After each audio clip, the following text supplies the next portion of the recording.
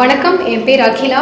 நம்ம இதுக்கு முன்னாடி பண்ணக்கூடிய வீடியோவில் வந்துட்டு நிறைய விதமான மனநலத்தை பற்றிய விழிப்புணர்வு, அது மனநல அறிகுறிகள், இந்த மாதிரி நிறைய விஷயங்கள் நம்ம ஷேர் பண்ணியிருக்கோம் இல்லையா சார்? ஸோ இந்த முறை ஏன் நம்ம புதுசாக வந்து ட்ரை பண்ணக்கூடாது அப்படின்னு சொல்லிட்டு மக்களுக்கு வந்து மனநலத்தை பற்றின நிறைய விதமான யதார்த்தமான சந்தேகங்கள் இருக்குது.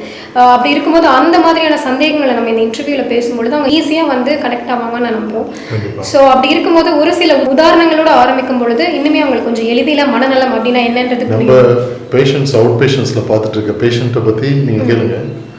அதில் இந்த சந்தேகத்தையும் நம்ம இன்னைக்கு பார்த்து பேசணும்னா அதன் மூலிமா வந்து பொதுமக்கள் வந்து நிறையா விழிப்புணர்வு பெறுவாங்க. இப்போ சமீபமாக கூட ஒரு கேஸ் பார்த்தோம் சார். அவங்க வந்து ஒரு 30 வயது மதிக்கத்தக்க இளைஞர். அவருக்கு பார்த்தீங்கன்னா பயம் பதற்றம்னா சும்மா சாதாரண பயம் பதற்றம் இல்லை, வெளியில் கூட அவரால் வந்து வர முடியாத அளவுக்கு ஒரு பயம் பதற்றம் இருக்குது. அது பார்த்தீங்கன்னா வேற எதுவும் பிரச்சனைகளாக இருக்குமோன்னு சொல்லிட்டு வெளியில் போயிட்டு அதுக்கு போயிட்டு மாந்திரிகம் பண்ணுறது, வேற எதுவும் பிரச்சனையாக இருக்குமோ அப்படின்னு சொல்லிட்டு செய்வினை கோளாறாக இருக்குமோ, இந்த மாதிரி பல்வேறு நம்ம மருத்துவமனைக்கு வர்றதுக்கு முன்னாடி பல்வேறு விதமான விஷயங்களையும் அவர் ட்ரை பண்ணியிருக்காங்க. அவங்களோட நம்பிக்கை சார்ந்து நிறைய விஷயங்களுக்கு போய் பண்ணி பார்த்துருக்காங்க. வயிறுலேருந்து மருந்து எடுக்கிறது அப்படின்னு சொல்லுவாங்க, கயிறு கட்டுறதுன்னு சொல்லுவாங்க. அந்த மாதிரி மத நம்பிக்கை சார்ந்த பல விஷயங்களை முதல்ல ட்ரை பண்ணுவாங்க. கடைசியாக தான் யாரோ சொல்லி மருத்துவத்துக்கே வருவாங்க. அப்படி இருக்கும் பொழுது அவர் வந்து அந்த பயத்தின காரணமாக வெளியவே வரல.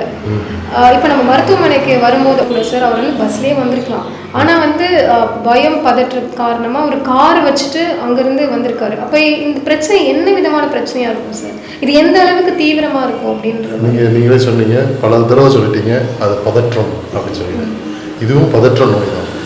குறிப்பாக இவருக்கு பார்த்தீங்கன்னா வீட்டை விட்டு வெளியில் போனாலே பதற்றம் ஏற்படும். அந்த பதற்றம் வந்து சாதாரண பதற்றம்னா பேனிக் ஆகிடுமோ அப்படின்ற ஒரு பதற்றம்.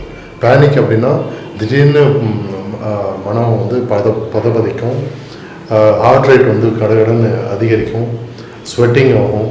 அதனால் இது மயக்கம் போட்டு ஹார்ட் அட்டாக் வந்து விழுந்துருவோமோ அப்படின்ற ஒரு அதீத பயம் ஏற்பட்டு இறந்துருவோமோன்ற பயம் கூட அவங்களுக்கு ஏற்படும். இதற்கு பயந்து வெளியில் போக மாட்டாங்க. அப்போ நீங்கள் சொன்ன மாதிரி அந்த பேஷண்ட் வந்து வீட்டுக்குள்ளேயே இருப்பாங்க. வெளியில் போகணுன்னா யாராவது ஃபோர்ஸ் பண்ணி கூட்டிகிட்டே போகும். அது இந்த பேஷண்ட் ஞாபகம் இருக்குது.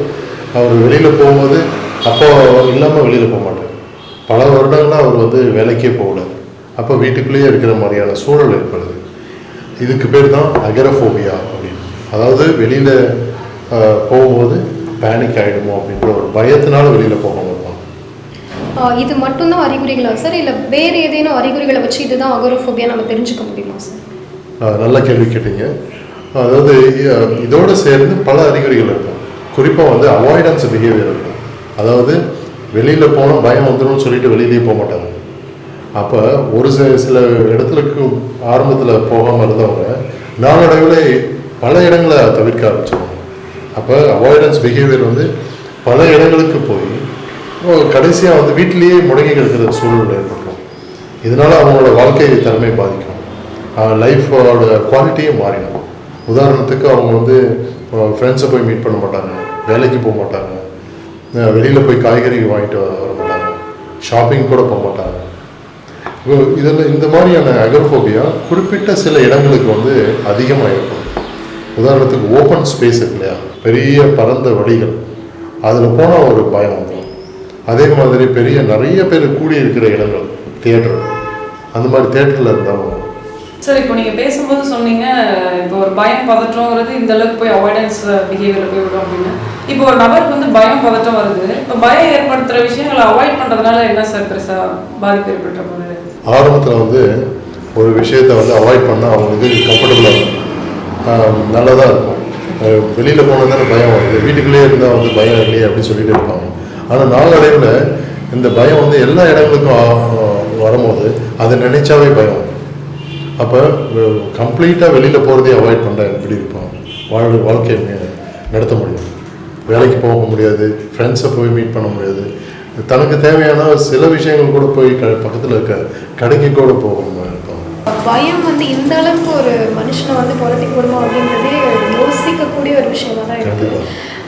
அப்படி இருக்கும் பொழுது சார், இப்போது இவர் ட்ரீட்மெண்ட்டுக்கு வந்தது எனக்கு தெரிஞ்சு பெரிய விஷயமா தெரியுது நீங்கள் சொல்கிற விஷயம். அந்த பேஷண்ட் வந்து நிறைய நாட்கள் வந்து அவங்க அப்பா வந்து வா போகலாம், பஸ்ஸில் போகலாம், போய் டாக்டரை பார்க்கணும், நம்மளும் எவ்வளவோ ட்ரை பண்ணி பார்த்துட்டோம், மந்திரிச்சு பார்த்தோம், இல்லை வந்து வேறு தனக்கு தெரிஞ்ச பல வீட்டு வைத்தியங்களெல்லாம் பார்த்து முடிச்சிட்டோம். இனிமேல் வந்து டாக்டர் போனால் தான் சரியாகும்னு சொல்கிறாங்க. போகலான்னு சொன்னாலுமே அவர் வரத்துக்கு அவ்வளோ பயம்.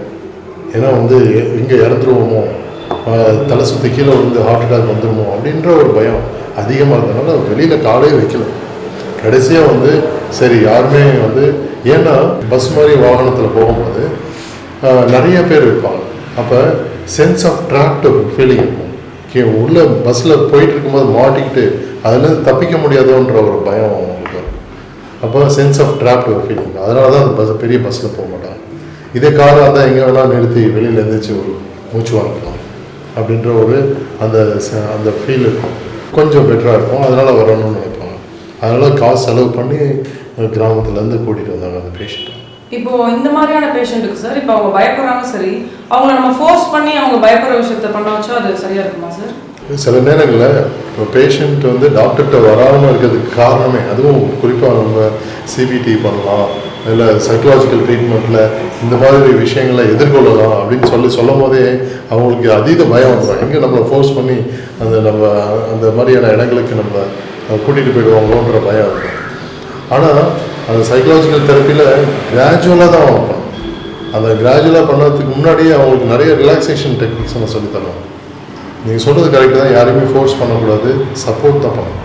ஸோ இப்போ இந்த மாதிரி தீவிரம் அதிகமாக இருக்கும்போது அவங்க வெளியிலே வரல, சரி, அப்போ எப்படியோ கூட்டிகிட்டு வந்துட்டாங்க போது அட்மிஷனுங்கிறது தேவையாக இருக்குமா சார்? இல்லை வந்து அவங்கள சில நேரங்களில் அட்மிஷன்ஸ் கூட தேவைப்படும். ஏன்னா சில பேர் வந்து அதீதமாக பயம் வந்து அடிக்கடி பேனிக் அட்டாக் வந்துகிட்டே இருந்துச்சுன்னு வச்சுக்கோங்களேன்.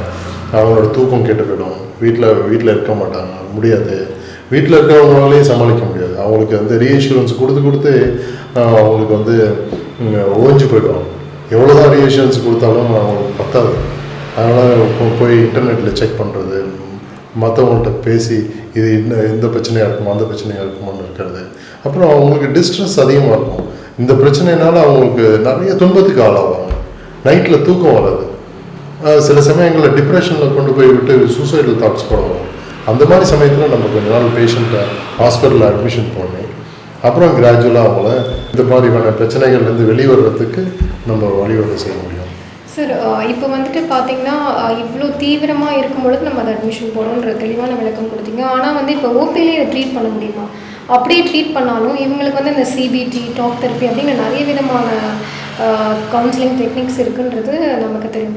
ஸோ இவருக்கு எந்த விதமான டெக்னிக்ஸ் வந்து சூட்டபுளாக இருக்கும் சார்? ஏன்னா அதில் போது இவரை இன்வால்வ் பண்ண முடியுமா? அதில் பேசினா மட்டும் அவரோட பிரச்சனைகள் தீர்ந்துருமா?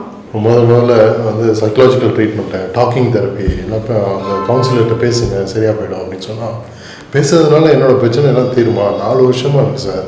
வந்து நான் வந்து வீட்லேயே தான் இருக்கேன். இந்த பிரச்சனை வந்து நீங்கள் நினைக்கிற மாதிரி சாதாரணமாக பேசினா போயிடும்னு நான் நினைக்கல அப்படின்லாம் நினைக்கிறேன். ஆனால் இந்த டாக்கிங் தெரப்பி அல்லது வந்து கவுன்சிலிங் அப்படின்னு சொல்கிற முறையை வந்து இங்கே வந்து ஒரு ஜென்ரல் டேர்ம் தான் அவங்க. ஆனால் எந்த மாதிரியான இந்த மாதிரியான பிரச்சனையை எப்படி அணுகிறது? உதாரணத்துக்கு அவங்களுக்கு வந்து பல பிரச்சனைகள் இருக்கும். வெளியில் போக முடியாது, கூட்டத்தில் போக முடியாது, சினிமா தியேட்டருக்கு போக முடியாது, ஷாப்பிங் மாலுக்கு போக முடியாது, இல்லை பஸ்ஸில் ட்ராவல் பண்ண முடியாதுன்றது பல பிரச்சனைகள் இருந்தாலும், அதே மாதிரி வீட்டை விட்டு கூட வெளியில் போக முடியாமல் ஒரு பிரச்சனை இருக்கும். ஸோ எந்த மாதிரியான பிரச்சனைகள் இருக்குன்னு முதல்ல லிஸ்ட்டை ஒன்று போட்டுட்டு அதில் எது ஈஸியாக அவரால் செய்ய முடியும், அந்த ஈஸியாக செய்கிறத முதல்ல அவங்களுக்கு பயிற்சி கொடுத்து அதில் அவங்களால கம்ஃபர்டபுளாக செய்ய முடிஞ்சதுன்னு தெரிஞ்சோன்னா அடுத்த லெவலுக்கு போகணும். அதே மாதிரி படிப்படியாக வந்து இந்த பிரச்சனைகளை ஃபேஸ் பண்ணிக்கிட்டே வரும்போது அவருக்கு கான்ஃபிடன்ஸ் இருக்கும். நம்மளால செய்ய முடியுது, நம்ம நினச்ச மாதிரி பயம் இல்லையே அப்படின்னு. ஆனால் இந்த பிரச்சனைக்கு வந்து ப்ரொஃபஷனல் ஹெல்ப் தான் தேவைப்படுமா சார்? இல்லை இது வீட்டில் இருந்தே நம்ம இதை பண்ணுறதுக்கு எதுவும் வாய்ப்புகள் இருக்குமா? ஆன்லைனில் காக்னிட்டிவ் பிஹேவியர் தெரப்பி அப்படின்னு சொல்லிட்டு கொடுக்குறாங்க. அதே மாதிரி பார்த்திங்கன்னா ஆன்லைன் தெரப்பி முதல்ல இப்போ ஃபார் எக்ஸாம்பிள் அந்த பேஷண்ட்டால் வீட்டுக்கு வர முடியல அப்படின்னா டெலிகன்சல்டேஷன் கூட முதல் தடவைலாம் கொடுக்கலாம். ஏன்னா வெளியிலேயே வராதவங்களுக்கு அட்லீஸ்ட்டு வந்து ஒரு தெரப்பிஸ்ட் வந்து ஃபோன் அடித்து பேசி இதெல்லாம் பிரச்சனை வந்து இருக்குதான், அதை நம்மளால் அது தீர்வு காண முடியும், நீங்கள் வந்தீங்கன்னா நல்லாயிருக்கும், முயற்சி பண்ணுங்கள் அப்படின்னு ஒரு சப்போர்ட்டிவ் வேர்ட்ஸ் கொடுக்கும்போது அவங்க தாராளமாக வெளியில் வருவாங்க. அப்போ ப்ரொஃபஷனல்ஸ் வந்து ஹெல்ப் தேவை கண்டிப்பாக. ஆனால் ஹாஸ்பிட்டலில் தான் முதல்ல எடுத்தோடனே வரணுமா அப்படின்னா அது தேவையில்லை. நம்ம ஆன்லைன்லேயே கொஞ்சம் நம்ம முயற்சி பண்ணிவிட்டு படிப்படியாக செய்யலாம். நான் சொன்ன மாதிரி பேஷண்ட்டுக்கு அதீத பயம் இருக்கும். அதனால் தானே வந்து ஒரு தெரப்பியை எடுத்துக்கிறதுக்கு அவங்க முன் வர மாட்டாங்க. அதனால் ப்ரொஃபஷனல் ஹெல்ப்ஸு கண்டிப்பாக தேவைப்படும். இப்போ நீங்கள் சொன்னீங்க சார், தெரப்பினா வந்து நம்ம ப்ரொஃபஷனலாக சில டெக்னிக்ஸ் இருக்கும், பேசினா அவர் வந்து பொறுமையாக ஸ்டெப் பை ஸ்டெப்பாக பண்ணிடலான்னு. இப்போ நம்மள்ட்ட வர பேஷண்ட்டே நிறைய பேர் நானே கவுன்சிலிங் கொடுப்பேன் அப்படின்னு எவ்வளோ பேர் சொல்கிறாங்க. அப்போ ஃபேமிலியே சில பேர் வந்து அதை ஃபோர்ஸ் பண்ணாமல் பொறுமையாக அதை அணுகுனா அது சரியாகிடுமா சார்? ஃபேமிலியோட சப்போர்ட் கண்டிப்பாக தேவை. ஏன்னா பேஷண்ட் வந்து திரும்ப திரும்ப ஃபேமிலிகிட்ட தான் அதோட தாக்கத்தை காட்டணும். அவங்க பயந்தாங்கன்னா அதோட பாதிக்கப்படுறது ஃபேமிலியாக தான் இருக்கும்.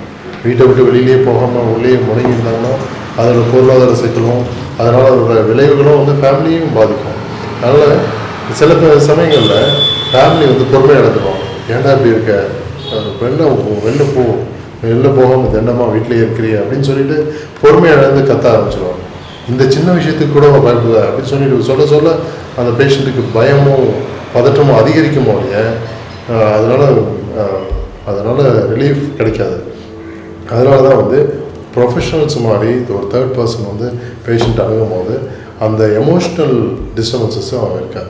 என்னென்னா இப்போது நிறைய இந்த மனநல பிரச்சனைகள் இருக்குல்ல, குறிப்பாக நம்ம பதற்றத்தை எடுத்துக்கோமே, அந்த மாதிரி விஷயங்களுக்கு நம்ம வந்து டயட் சாப்பிட்டா, டயட் ஃபாலோ பண்ணாலும் இல்லைனா வந்துட்டு ஒரு எக்ஸசைஸ் பண்ணாலும் மாத்திரையோட உதவி இல்லாமல் இதை வச்சு நம்மளால் சரி பண்ணிக்க முடியுமா? மாத்திரையோட உதவி இல்லாமல் சில நேரங்களில் மாத்திரையும் தேவைப்படும். மாத்திரையோட உதவி இல்லாமல் செய்ய முடியும் அப்படின்னு சொல்கிறது இல்லை. எந்த பேஷண்ட்டுக்கு மாத்திரை தேவைன்றதை டாக்டர்ஸ் தான் டிசைட் பண்ணுவாங்க. ஆனால் நீங்கள் சொன்னீங்க இல்லையா, life style changes, exercise, diet, சில டயட்டு வந்து ஆங்ஸைட்டியை அதிகரிக்கும். உதாரணத்துக்கு காஃபி அதிகமாக குடிக்காது, கோக்கு, அதுக்கப்புறம் வந்து காரமாக சாப்பிட்றது, அப்புறம் ஹார்ட் ரேட் அதிகப்படுத்துகிற மாதிரியான உணவுகளை சாப்பிட்றதுனால, காஃபி, டீ அது மாதிரிலாம் குடிக்கிறதுனால ஹார்ட் ரேட் அதிகரிக்கும், பதற்றமும் அதோட சேர்ந்து அதிகரிச்சிடும். அப்போ ரெகுலராக சாப்பிட்றது, எக்ஸசைஸ் பண்ணுறது, கரெக்டான நேரத்தில் தூங்குறது, ஸ்ட்ரெஸ்ஸை மேனேஜ் பண்ணிக்கிறது, இதெல்லாம் வந்து ஒருத்தவங்களோட ஆங்ஸைட்டியை மட்டும் இல்லை ஓவரால் ஹெல்த்தியை அவங்களுக்கு